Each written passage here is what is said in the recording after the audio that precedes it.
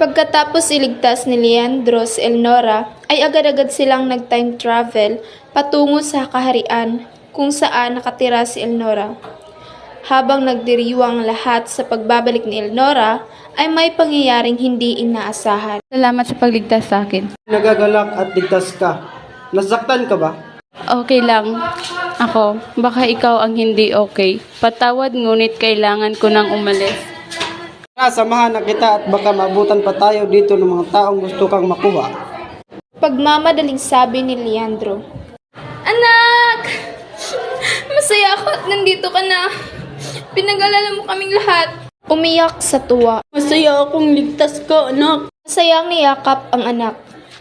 Amang Hari at Inang Reyna, masaya rin po akong makita kayong muli. Iyak at yumakap sa mga magulang. Leandro, anong nangyari sa'yo? Tatakang lumapit si Elnora kay Leandro. May gusto akong sabihin sa iyo, Elnora. Ako rin. Ay may gusto akong ipagtatapat sa'yo, Leandro. Mauna ka na. Ano ba iyan at para bang napaka-importante? Hindi na ako magpapaligoy-ligoy pa. Gusto kita, Leandro. Hindi agad siya nakasagot. Wahahaha.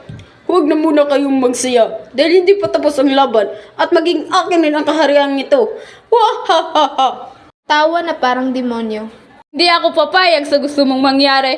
Galit niyang sabi, Kung sino ka mang hayop ka, mamatay muna ako bago makuha ang gusto mo. Ang lakas din ng loob mong pigilan ako. Isa ka lamang hampas lupa na walang alam. Oo, isa lamang akong hampas lupa. Pero huwag kang masyadong makampante. kalmadong sabi ni Leandro. Haha. Ito ba isang hampas lupa ay pinagmalaki nyo? Mga kawal, lusubin sila at walang ititirang buhay. Galit na galit. Leandro! Sigaw at patakbong sabi ni Elnora. Pinag-alala mo ako. Ayos lang ako, Elnora. Salamat sa iyong kahusayan at kabutihang loob. At ngayon ay wala nang manggugulo pang muli.